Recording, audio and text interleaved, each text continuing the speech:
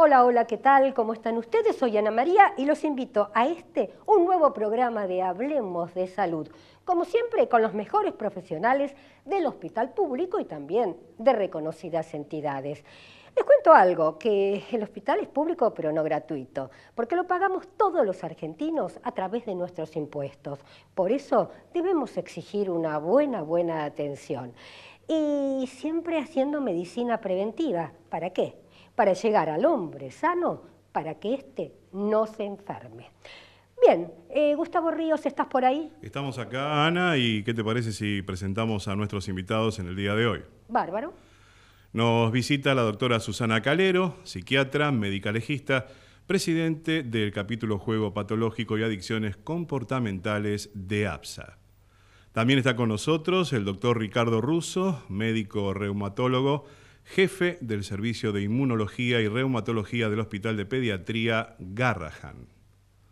También nos visita el doctor Sergio Pampín, neurocirujano, jefe de Neurocirugía Funcional del Hospital Posadas. Está con nosotros también la doctora Karina Calabrese, especialista en neumonología, miembro de la Asociación Argentina de Medicina Respiratoria. Y nos visita también aquí en Hablemos de Salud el doctor Robert Kaufer, especialista en cirugía oftalmológica y director médico de Kaufer Clínica de Ojos. Bien, doctor Kaufer, ¿cuál va a ser su tema? Y vamos a hablar un poco de la cirugía de la presbicia. Perfecto, perfecto. Pasamos todos alrededor de los 40. Bien. Calabrese. ¿Qué tal? Mi tema va a ser asma bronquial, su manejo y prevención de las crisis asmáticas. Muy bueno. En radio estuviste bárbara, muy clara, muy clara. Doctor Pampín. Vamos a hablar de la neurocirugía en la enfermedad de Parkinson. Me encantó el tema, me encantó. Doctor Russo. Fiebre mediterránea familiar en los niños. Bueno, sabes que ese tema me gusta mucho, Russo. Bien, ahora a trabajar, por favor.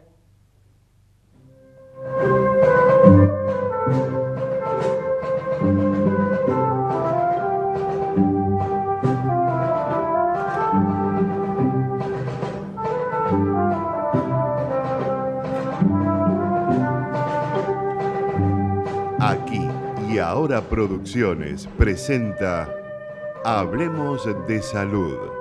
29 años al servicio de la medicina preventiva. Conduce la periodista médica Ana María Forte. Ya estamos con una gran amiga, la doctora Susana Calero. Ella, ya fue presentada. El tema que va a tratar son las nuevas adicciones. Como todo cambia, ¿es así, Susana? Sí, todo cambia. Ajá. Y van apareciendo cosas nuevas debido a que vivimos en una sociedad de consumo.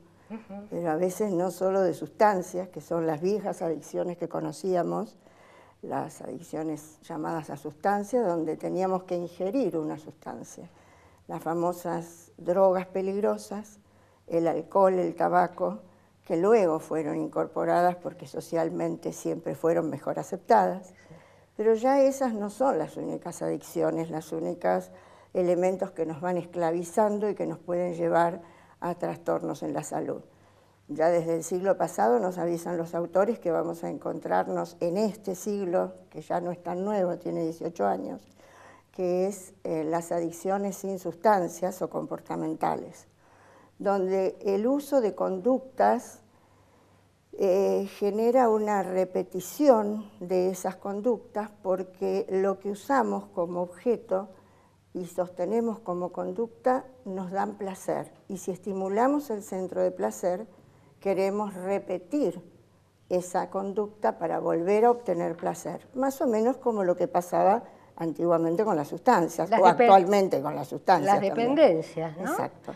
Y esto tiene que ver con los usos, que serían los correctos, pero los abusos, que serían los incorrectos.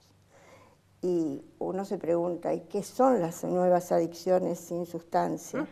Me las imagino. Bueno, una de ellas es algo que es un tema que hemos tratado mucho y que es el más reconocido dentro de los manuales diagnósticos de psiquiatría, que es el juego patológico. Sí. donde no consumimos sustancia, pero consumimos uso abusivo de juego, de apuestas. Pero este no es el único, aunque sea el más conocido y el que más hemos hablado. Algo que trae daños económicos tan grandes como el juego es la compra compulsiva. Y parecería como que esto, que se trató desde la época de Bleuler, no sucede y sin embargo hay mucha demanda de tratamiento. Totalmente. Tenemos las mujeres que compran muchas cosas que no las necesitan ni siquiera las llega a usar.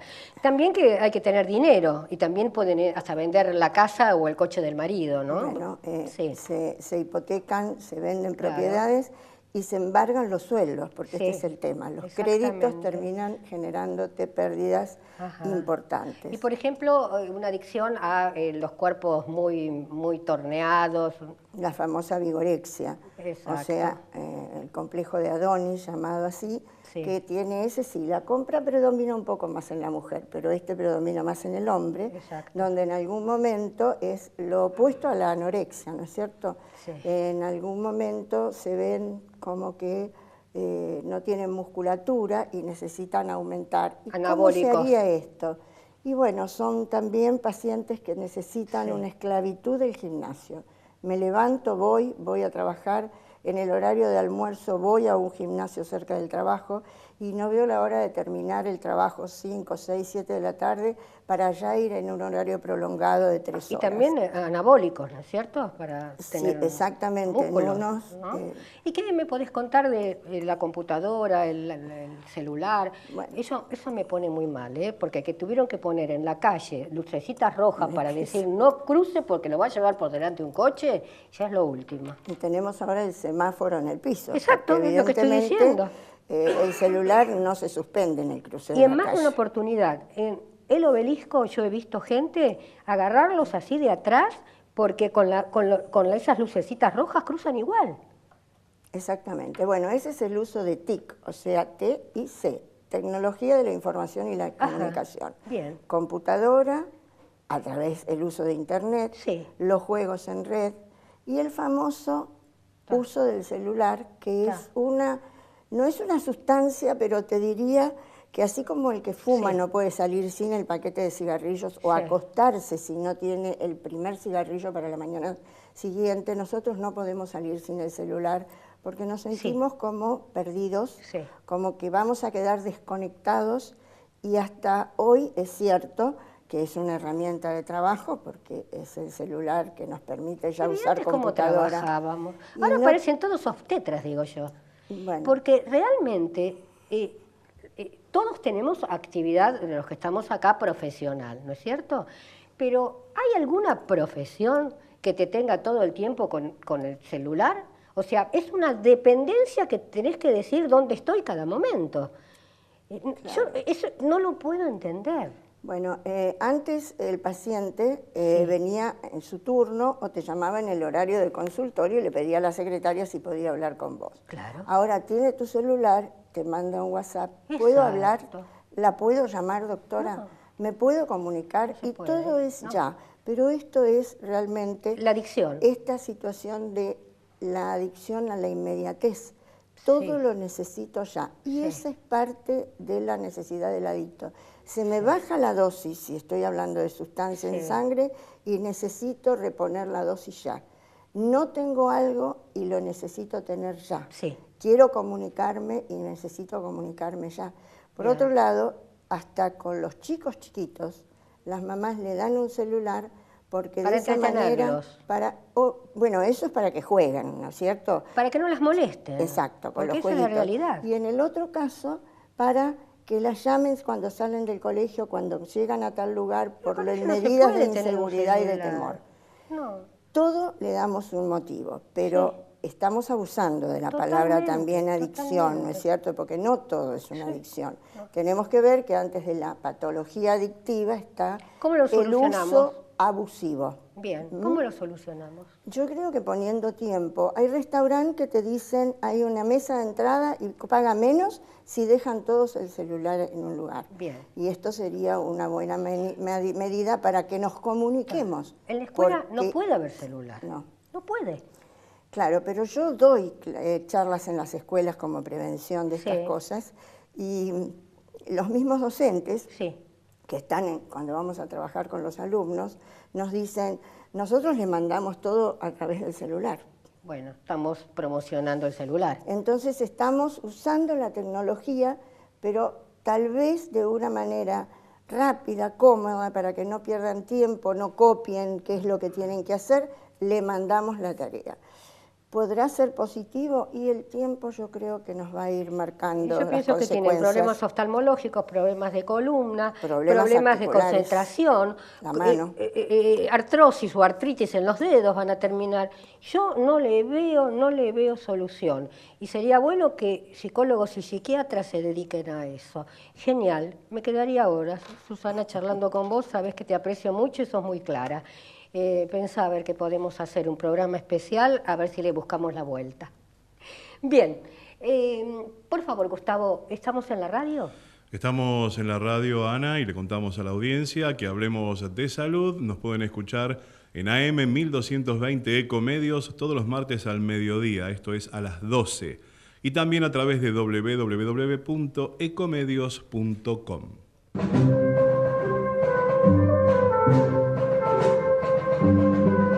Continuamos, muy interesante realmente la charla de Susana Calero y estábamos diciendo, ¿no?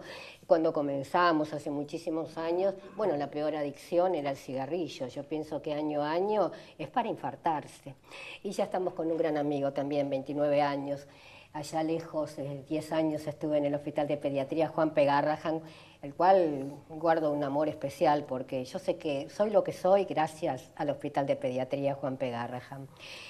Estamos con el doctor Ricardo Russo, él es reumatólogo, como ya lo presentamos, y nos va a hablar acerca de un tema que me apasiona, fiebre mediterránea familiar, que me gustaría que en todo el país y en todo el mundo se difunda, se hable, porque realmente se dice que es una enfermedad rara, poco frecuente, de difícil diagnóstico, pero yo digo poco frecuente es porque está subdiagnosticada.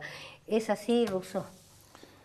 Sí, es una enfermedad poco frecuente, pero es cierto que los diagnósticos en los países que no pertenecemos a Medio Oriente, el resto del mundo, en esos países no se conoce bien la enfermedad, ni por parte de la población ni por parte del cuerpo médico, con lo cual los diagnósticos son raros, son más raros que la enfermedad. Exactamente, exactamente. Yo digo siempre, somos un crisol de razas. Entonces, hay médicos, y yo sé que vos sos uno de ellos, que preguntan, ¿qué apellido tienen tus padres? ¿No es cierto? O sea, si vienen de Italia, si vienen de España, si son israelitas. Ajá. Que son, digamos, la zona que más abarca, ¿no? Sí, es cierto que... Que nació, va. Claro, la palabra Mediterráneo nos hace pensar en Italia, España, pero en realidad es más del Mediterráneo oriental. Ajá. Israel, Líbano, Turquía. Bien. Esos son los países donde probablemente surgió la enfermedad, fiebre mediterránea familiar, que hoy llamamos fiebre mediterránea. Se fue diseminando por la costa. Se fue diseminando al resto del mundo. Claro, lógico. Hay fiebre mediterránea en Japón, en Estados Unidos, en Sudamérica. Sí, en Alemania sé que hay también. Por supuesto. Sí. Bien, contanos qué es la fiebre mediterránea familiar. Bueno, es una enfermedad de origen genético que ocasiona inflamación no provocada por un microbio, vamos a decir. Bien. La inflamación es normal en todos los individuos y es necesaria para que nos libremos de algún agresor, un microbio, por ejemplo. Tenemos una faringitis porque es más conveniente para el organismo liberarse del estreptococo cuando hay una faringitis, cuando hay inflamación, por ejemplo. Claro. Ahora, en ciertas ocasiones, los genes que producen las proteínas que controlan la inflamación son defectuosos. Entonces, una vez que se produce la inflamación, no tiene límite. O se produce espontáneamente, sin que esté el estreptococo ni otro microbio. Una de esas enfermedades, a estas enfermedades se les llaman autoinflamatorias. Una de esas, la más famosa, dentro de su rareza, es la fiebre mediterránea familiar. Claro, es que el organismo, a ver, corregime, al no controlar la inflamación es porque le falta la pirina, que es una proteína que regula la inflamación. ¿Y vamos bien. cómo le podemos dar pirina a nuestro organismo si no la... Hoy en día no es tiene? posible. En el futuro va a ser posible. Yo sé que va a ser posible. Pero hoy en día es cierto que la gente con fiebre mediterránea familiar tiene una pirina, tiene pirina, pero es defectuosa. Defectuosa. Entonces no cumple su función correctamente. Ajá. Su función antiinflamatoria. Antiinflamatorio, por ejemplo, está el gen 16 con un bracito quebrado, algo así. En el cromosoma ¿Cómo es? 16. Perdón, el cromosoma. Bueno, Sí. vamos a decir que ahí está el defecto, ¿no? Ahí. No se puede ver en el microscopio. Ajá. El defecto genético requiere de un análisis molecular muy fino y muy preciso para detectar las mutaciones, ¿no? Las anomalías en los genes. Ajá. Bien, vos dijiste que esto es genético. Quiere decir, porque algunos preguntan, ¿se puede saltear alguna generación? Bueno, vos estás hablando de la herencia recesiva y la herencia dominante, ¿no? Las enfermedades de herencia dominante las sufren todas las generaciones, los padres, los hijos, los nietos. Las enfermedades recesivas las sufren generaciones salteadas en general. Ajá. Lo que pasa con la fiebre mediterránea familiar es que se está conociendo cada vez más y más profundamente, y lo que se pensaba que era una enfermedad recesiva, la fiebre mediterránea familiar, parece ser que no es así, y que es una enfermedad dominante. Ajá. Lo que también se sabe hoy en día es que no todos los individuos van a tener la misma manifestación o la misma severidad. Pero también, al no tener los síntomas, los mismos síntomas, porque hay personas que tienen fiebre mediterránea familiar y no tienen fiebre. ¿Está? Ajá, sí, es raro, pero existen, sí. Existen, sí. Doy fe. Sí, claro que sí. Y en lugar de fiebre tienen presión arterial, y tienen toda la familia presión arterial, y uno dice, bueno, le damos la pastillita, pero la presión arterial algunas veces, como en este caso, suele ser el síntoma de una enfermedad y no la enfermedad en sí. Es cierto, en general la presión es un síntoma de una enfermedad, la hipertensión arterial. Claro, ¿no? claro. Pero bueno, vamos a tratar de recordar cuáles son los síntomas más Por comunes. favor, Los sí. síntomas más comunes son la fiebre, Exacto. que le da el nombre a la enfermedad, fiebre mediterránea familiar. Fiebre que, como te decía antes, viene sola, sin causa, sin una infección documentada, y que dura unos días y se va. Y el individuo está bien, hasta que tiene otra crisis de fiebre. Ajá. Dolores. Y los dolores tienen que ver con inflamación en algún órgano. Por ejemplo, si se inflama la pleura, van a tener dolor torácico. Si se inflama el pericardio, también. Si se inflama el peritoneo, tienen dolor abdominal, que es muy común y puede confundirse con una apendicitis, por ejemplo. Totalmente. Si se inflaman los músculos, tendrán dolor de músculos. Si se inflaman las articulaciones, tendrán artritis y dolor articular, y así, ¿no? Yo lo consulté en una oportunidad con el doctor Mariano Favaloro, y él comentó que el dolor en la mitad del pecho es como si fuese un infarto, que dura muy cortito, pero es muy profundo. Sí, sí, la pericarditis duele de verdad. La pericarditis. Duele de verdad. Ajá. Sí. Y te pregunto, ¿puede ser que un paciente lo herede de madre y de padre? Bueno, tendremos que hablar un poco de genética. A ver. Si una persona tiene solo uno de sus dos alelos para el gen de la pirina, que se llama MEF, alterado, puede no sufrir la enfermedad o tener manifestaciones muy leves. Sí. Si se encuentra con otro individuo que tiene algo similar, aparentemente sano, puede ser que alguno de sus hijos, estadísticamente el 25% de sus hijos, va a recibir los dos alelos con el defecto genético, y ese individuo va a tener un gran problema porque la pirina no se escapa de tener un defecto en su función, un defecto estructural que lleva a un defecto en la función. Y ese individuo sí va a sufrir la enfermedad. En realidad recibió el defecto genético del papá y de la mamá. ¿Y Ruso, puede suceder que en los primeros años de vida no se experimente y alrededor de los 20 pueda experimentar, digamos, los síntomas? Puede. Si uno va para atrás en el tiempo y hace preguntas precisas, muchas veces esa persona que comenzó a los 20 años con la enfermedad dice, ah, sí, cuando yo tenía 10 tenía algún malestar, alguna fiebre. Me dolía la panza y no iba a la escuela. Por ejemplo, y me decían que era una gripe o que era esto, que era aquello, porque obviamente esto es un defecto genético y el individuo tiene los primeros síntomas tempranamente, como todas las enfermedades genéticas. Pero se confunden simulan enfermedades comunes. Una gripe, un estado gripal, un dolor de estómago común. Bien, ya tenemos bien presentada la enfermedad, ¿no es cierto? Por ejemplo, esta enfermedad, vos decís, dentro de unos años va a ser todo diferente, ¿no? Yo digo, en tanto y en cuanto los profesionales sean preparados, los preparen para no solamente esta enfermedad, sino que para detectar un sinnúmero, son 6.000 enfermedades poco frecuentes, ¿no es cierto? Y en el avance farmacológico, tiene un paliativo, tiene una medicación, ¿cómo el paciente supera estas crisis? Bueno, ante todo tiene que tener un diagnóstico. Totalmente.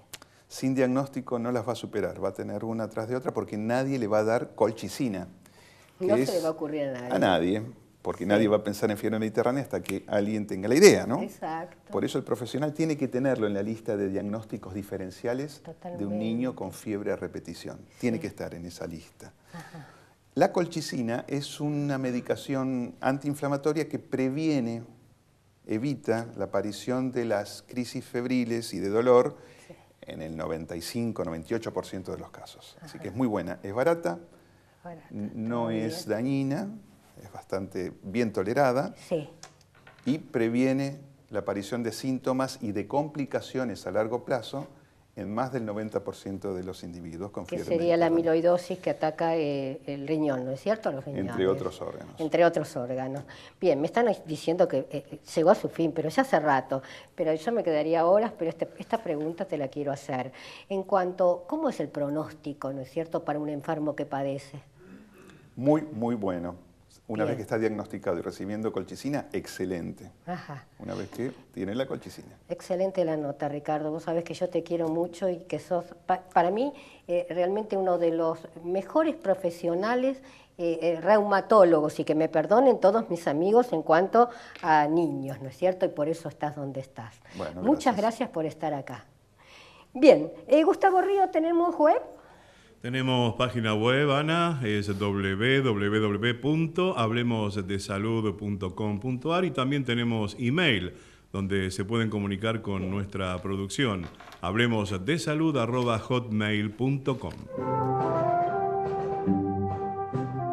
Muy buena la nota que tuvimos con el doctor Ricardo Russo. Es un tema que me apasiona y que pido a los señores profesionales de la salud que sospechen de fiebre mediterránea familiar, porque hay muchas más de lo que ustedes creen.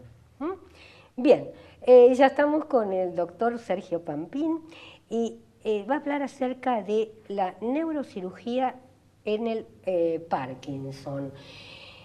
Esa enfermedad tan temida, Parkinson, ¿no es cierto? Muy temida. Bien. Le explicamos a la gente qué es. ¿Qué es? El Parkinson es una enfermedad neurodegenerativa, crónica y progresiva, que se caracteriza por una tríada sintomática, que es el temblor, la rigidez y la bradicinesia, o sea, la falta de movimiento, la imposibilidad de moverse, que va asociada a trastornos posturales. Y esto se da por el déficit de un neurotransmisor que se llama la dopamina, que se produce en un núcleo. Un núcleo es un conglomerado de neuronas que está en la profundidad de nuestro cerebro, que interviene en todo lo que es la regulación y la programación del movimiento, en el cual, al haber un detrimento de ese neurotransmisor, se producen todos los síntomas que les acabo de mencionar. Es una enfermedad que hoy por hoy no tiene cura, pero que afortunadamente tenemos muchas formas de tratarla, tanto desde el punto de vista farmacológico como desde el punto de vista quirúrgico. ¿Con esta enfermedad se nace, es hereditaria? La enfermedad tiene una base hereditaria, no es lo menos frecuente, está asociada a algunos genes en algunos grupos familiares que pueden expresarla. Siempre alguien en la familia que tuvo Parkinson o en el árbol genealógico que tuvo Parkinson. Pero esto no quiere decir que eso sea hereditario. Hay familias que están estrictamente vinculadas, donde varios del grupo familiar tiene o padece la enfermedad, y si no, son casos esporádicos. No quiere decir que haya un integrante de la familia que tenga la enfermedad, que hay una impronta genética en la familia, ¿se entiende? sino que habitualmente las familias que están vinculadas o los grupos que están vinculados, varios de los familiares padecen la enfermedad. Ahora bien, ¿esto se puede detectar por algún estudio en especial? Como para decir, bueno, mi padre tuvo Parkinson a los 60, 70 años, yo tengo 35, ¿lo podré detectar? En realidad no hay ningún marcador biológico Bien. que nos pueda decir que vamos a padecer la enfermedad o no. Si bien hay baterías genéticas que se pueden hacer y se vinculan determinados genes que están asociados a la enfermedad, no quiere decir que uno la vaya a padecer si lo tiene. Entonces, el concepto es, no existe marcador biológico, o sea, quiere decir que no hay ningún marcador en sangre, en suero o estudio radiológico por resonancia, tomografía, etcétera, que pueda decirnos que nosotros vamos a padecer una enfermedad de Parkinson. Bien. Es temible, bueno, por muchos síntomas, y como usted bien dijo, doctor, digamos el temblor.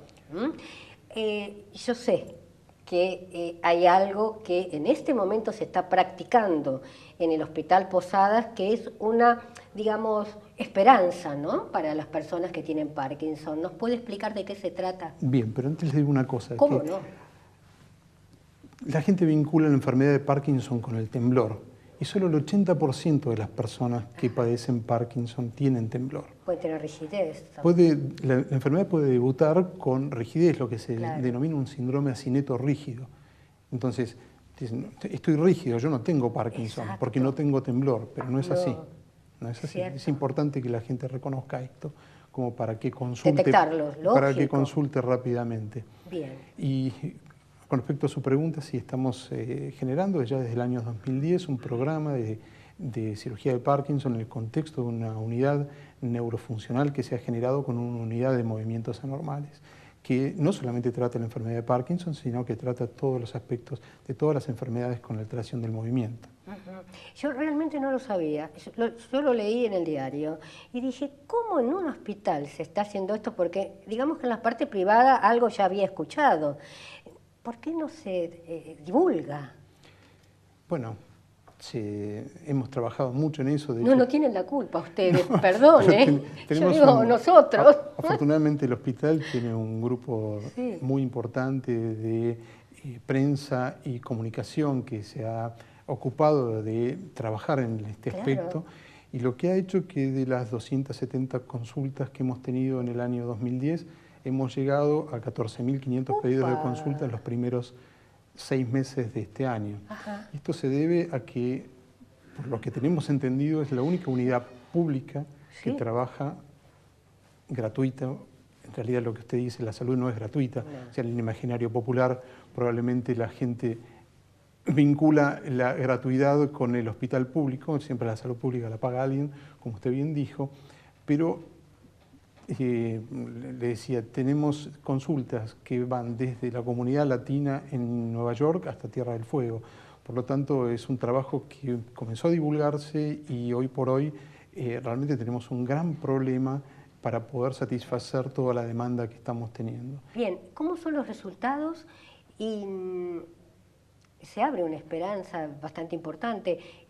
Hay que reunir unas características especiales para poder realizarse ese tipo de operación. Obviamente, el paciente tiene que ser lo que denominamos refractario al tratamiento farmacológico.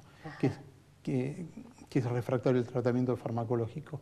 Que no responda a la terapéutica medicamentosa con fármacos, o bien que los efectos adversos de los fármacos hagan que el tratamiento sea discontinuado. En ese momento es cuando, que eso constituye el 20% de los pacientes, es en ese momento cuando uno comienza a pensar que ese paciente puede beneficiarse de un tratamiento quirúrgico. ¿La operación es una operación que dura muchas horas? ¿Qué tipo de operación es? La operación dura varias horas, hay 2 tipos de intervención. Son operaciones muy sofisticadas en las cuales se utilizan softwares muy importantes. Se utiliza lo que se denomina un marco estereotáxico, que es un sistema de gran precisión que trabaja en forma micrométrica en relación a micrones, que nos lleva un electrodo a la profundidad del cerebro con una precisión absoluta.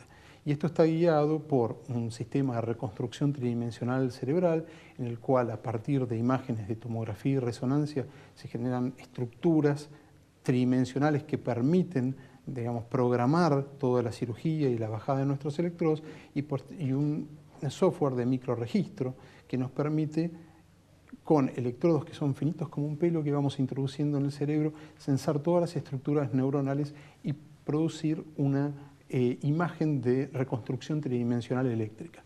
Cuando superponemos la reconstrucción tridimensional eléctrica con la imagen, generamos un área de trabajo que no es más de 3 a 6 milímetros, ¿no?, por 2 o 3 milímetros. Nada, y de esa, de esa estructura tenemos que aislar una pequeña estructura de 3 por 4 milímetros y trabajar sobre ella con electrodos, que lo que hacemos es generar un impulso de radiofrecuencia produciendo una supresión neuronal, o bien implantar un electrodo que va adosado, una batería que se implanta en el pecho, que emite un impulso como un marcapasos cardíaco a determinada frecuencia, determinado ancho de pulso y determinado voltaje, que produce la supresión neuronal, que es el beneficio que le va a reportar al paciente. ¿Esto es igual para el método, igual para la rigidez que para el temblor? Exactamente igual. Bien, y usted dijo que aproximadamente se presentaron 14.000 casos, ¿no es cierto? Consultas, vamos. Consultas, bien. ¿Cuántas de estas consultas fueron a cirugía? Aproximadamente, Aproximadamente doctor. Entre un 10 y un 20%. Bien. Entre un 10 y un 20% de los pacientes. ¿Y el resto qué pasó? ¿Se fue desilusionado? ¿Se fue con tratamiento? Bueno, lo que estamos tratando ahora es de referirlos, o en lo que estamos trabajando es en buscar referentes en diferentes provincias e en diferentes países para poder enviarles esos pacientes y seguirlos. Obviamente estamos hablando de pacientes que no tienen acceso al medio privado. Claro. Únicamente el 30% de los, en nuestro país, ¿no?, el 30% de los pacientes que padecen Parkinson y necesitan una cirugía pueden acceder rápidamente a un sistema privado. Esto excluye a un porcentaje muy 30 amplio millones de personas, argentinos lógico, y aproximadamente a 4.500 millones de personas en el mundo, ¿no? Entonces, tener unidades públicas es muy importante porque le brinda el acceso a estos pacientes. Perfecto, perfecto, porque yo pensaba, ¿y quién? El que no puede quedarse, ¿no es cierto? Bien, doctor, yo creo que, no me equivoco, pero que usted fue el primero en un hospital público de hacer este tipo de operaciones, con su equipo de trabajo, obvio. No fuimos los primeros, fuimos los que pudimos constituir... ¿Dentro del hospital? Dentro del hospital sí. Dentro de la Argentina fuimos los primeros que pudimos constituir un grupo, digamos, multidisciplinario y polivalente que trata la enfermedad. Porque no solamente esto, digamos, es tratado por neurocirujanos, necesitamos neurólogos especialistas en movimientos anormales, neuropsiquiatras, neuropsicólogos, es todo un equipo multidisciplinario, bioingenieros, y esto es muy difícil de concretar.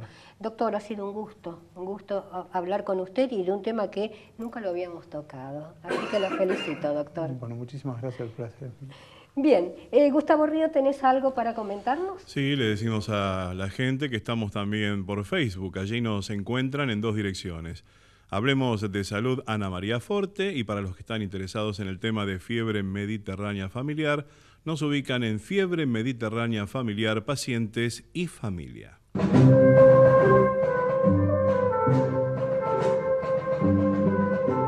Muy interesante todos los temas, realmente. Y ya estamos con Karina Calabrese, que nos va a hablar acerca de, bueno, un tema de neumonología, ¿no es cierto?, como es el asma. El asma que algunas veces asusta a las mamás, porque ven a los chiquitos que están agitados o brotados y dicen, ¿esto puede terminar en asma? ¿Es una alergia? Exactamente. Bueno, tiene como mala prensa el asma bronquial, ¿no? Ponerle nombre y apellido a este tipo de enfermedad. Como antes dijeron mis colegas, el hecho de saber con qué diagnóstico está esa persona, la ayudamos para poder tratarlo y manejarlo y conocerse. Esta es una enfermedad crónica que es muy prevalente en el mundo y también en nuestro país, y viene en aumento, porque esto viene asociado con la urbanización de la población.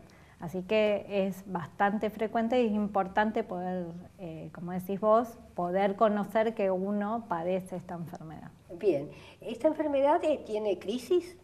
Exacto, es una enfermedad que es controlable y previene, digamos, uno de los objetivos del tratamiento es prevenir estas crisis.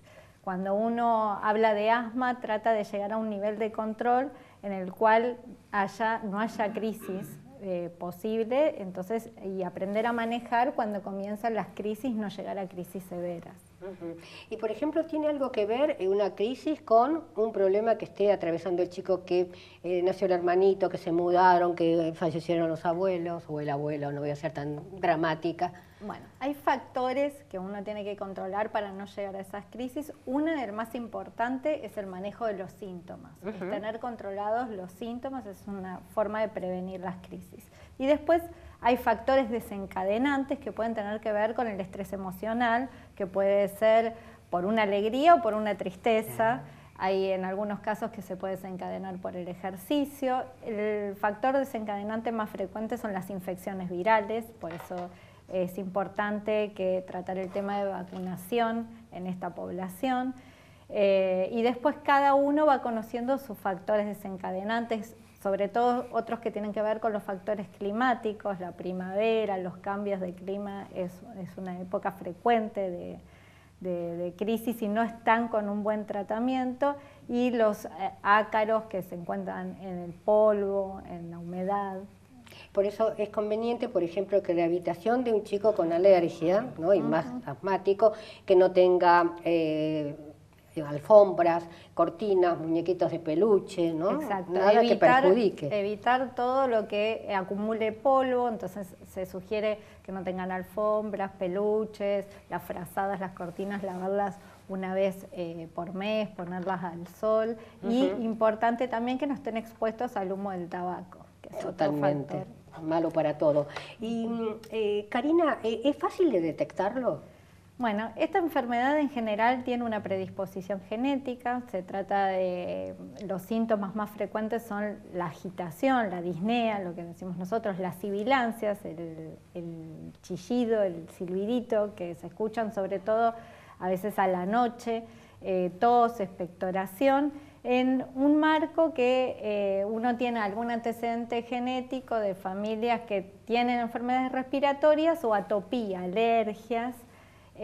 Una vez que uno tiene ese panorama, lo importante es poder diagnosticarlo y alguna vez poder registrar de forma objetiva que hay una obstrucción al flujo aéreo, digamos, porque esta enfermedad lo que produce es una obstrucción del bronquio a nivel pulmonar.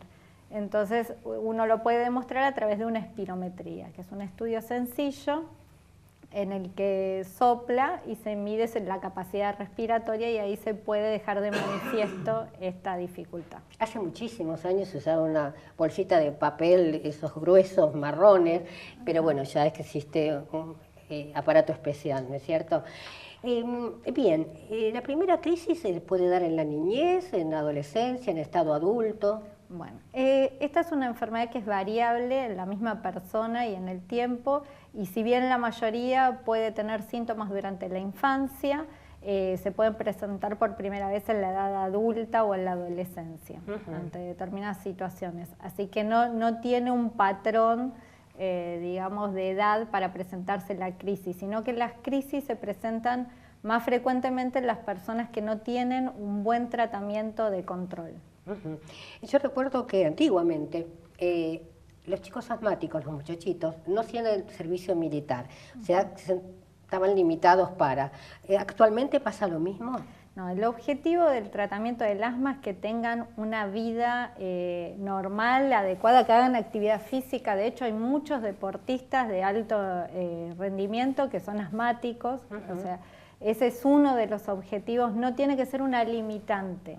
Por eso es importante el tratamiento de mantenimiento, el preventivo, porque esta es una enfermedad que habitualmente causa mucho ausentismo escolar y laboral. Entonces, afecta mucho a la familia y a la persona que la padece, Y antes también lo que se hacía mucho es decir que ese niño no haga actividad física. Exactamente. Todo lo y contrario. se sentía peor. Exactamente. Ahora se trata de que tenga un buen tratamiento para que haga actividad física y además eso le mejora su desarrollo pulmonar. La última pregunta. Sí. ¿Qué pasa con la medicación? Bueno, la medicación es importante que tengan un plan de tratamiento adecuado para cada persona, sostener lo que es el tratamiento de mantenimiento. La mayoría de la medicación se da de forma inhalatoria porque tratamos de que vaya la medicación al pulmón con menores efectos sistémicos. Entonces tenemos los corticoides inhalados que actúan sobre la inflamación del bronquio y otro tipo de medicación que son los broncodilatadores que son más de rescate para el momento que tienen mayores síntomas para tratar. En estos años se han desarrollado muchísimos medicamentos que son para los casos más severos, que se va aumentando. Hay anticuerpos monoclonales desarrollados últimamente, pero la mayoría de las personas que tienen asma se controlan con los corticoides inhalados.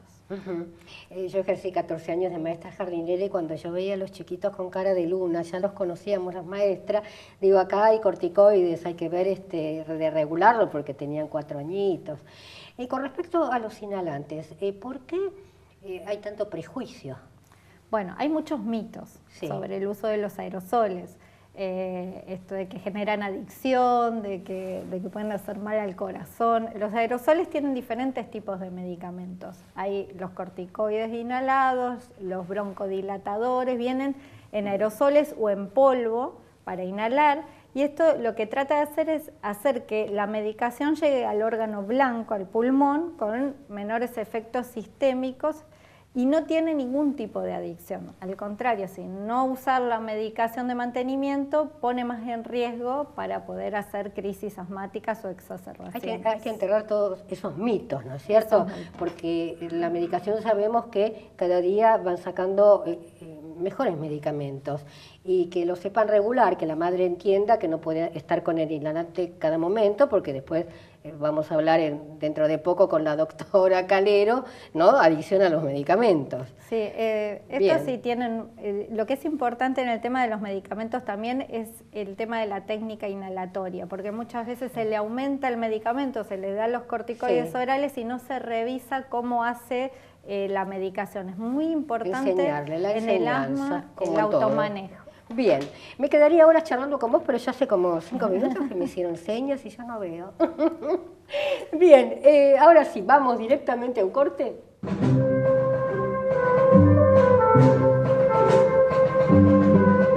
Y ya estamos con el doctor Robert Kaufer. Él es oftalmólogo y nos va a hablar acerca de, porque están muy de moda todo tipo de operaciones, ¿no es cierto?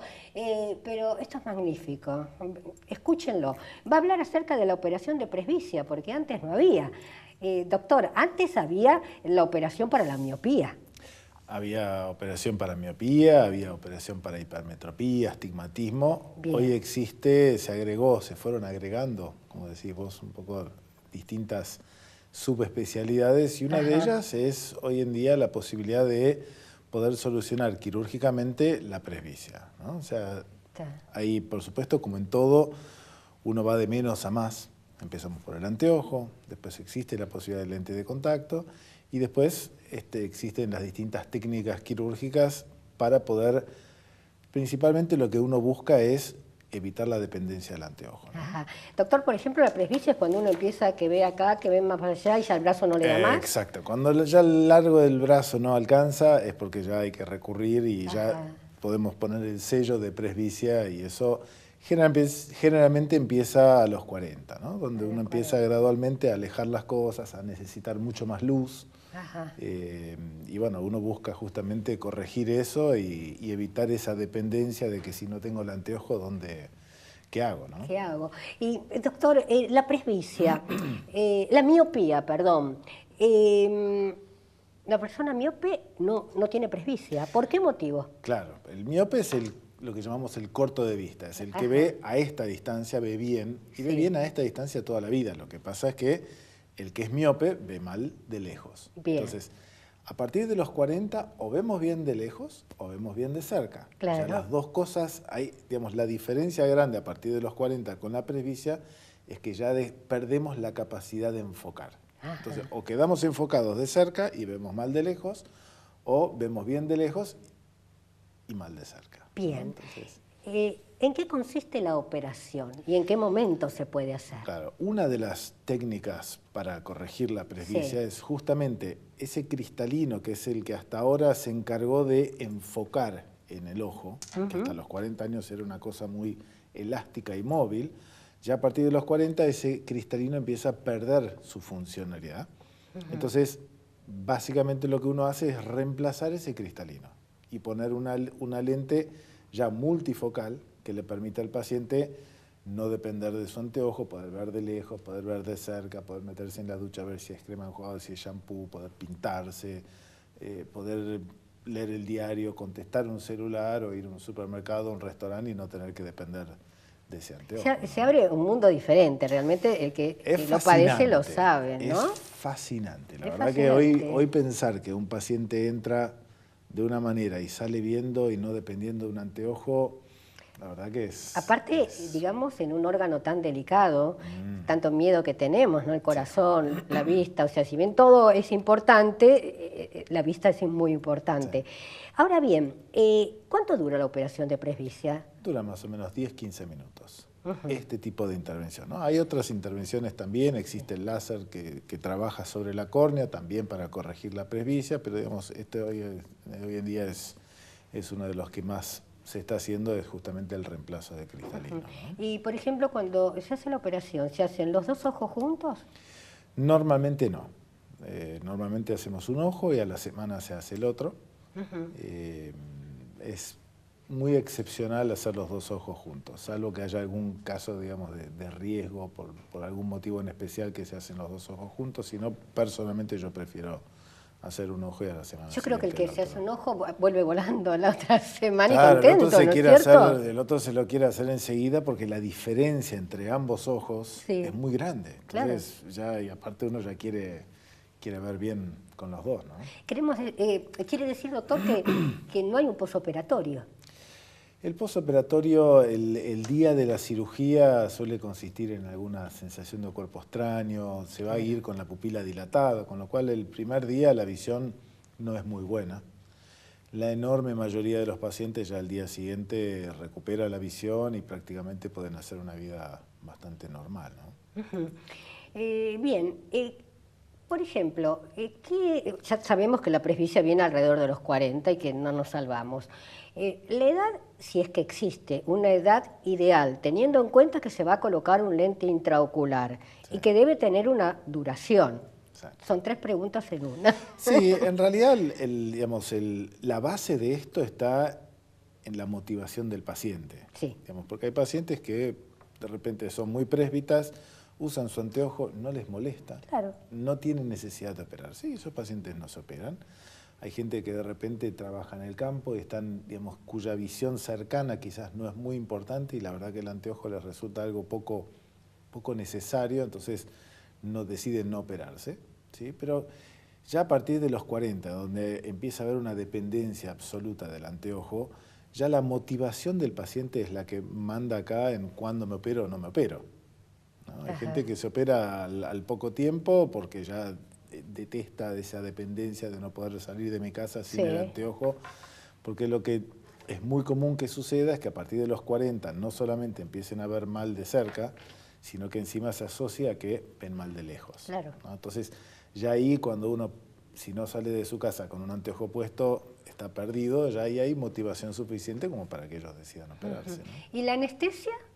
La anestesia es con gotas. Es decir, local. Local, con gotas. Por suerte se trabaja a través de una incisión muy, muy pequeña, en la cual normalmente ni siquiera tenemos que suturar, o sea que el paciente termina la cirugía y se va, ¿no? Por ejemplo, se operan a los 50, ¿la renovación a qué edad la tienen que hacer? No la tienen que hacer. Pero es fabuloso, porque lo que yo pensé es que tenía un periodo. No, la idea justamente es otra de las cosas fascinantes de esto, ¿no? Porque uno se lo hace y la idea es que ya con ese lente intraocular que uno coloca, ya... Bien. La pregunta del millón, y no tiene por qué saberlo, ¿pero las obras sociales cubren este tipo de tratamiento? ¿O de No, la mayoría no lo cubre, quizás cubren una parte, después de repente las prótesis no, pero bueno, eso depende mucho de la obra social, de la prepaga, de los planes que tengan, etcétera, ¿no? Bárbaro. Doctor, yo lo voy a invitar para la radio y aparte me gusta la forma de expresarse, como explicó, así que ya pertenece a nuestro staff. ¿Le parece? Me encanta. Como el doctor Pampín, que hace muchísimos años vino y yo me había olvidado de él. Va a ser un honor. Bien, doctor, muchísimas gracias. Nuestro programa llegó a su fin. Gustavo Ríos, recordame, ¿quién me viste hoy? A usted la viste Agarrate Catalina. Avenida Santa Fe 3134, Ciudad Autónoma de Buenos Aires. Muy bien, muchísimas gracias, señores profesionales. Desde ya los voy a invitar para un próximo programa. Lo disfruté y eso es lindo, trabajar de lo que a uno le guste y disfrutar lo que uno hace. Recuerden, los espero la próxima semana en este mismo horario. Chau, chau.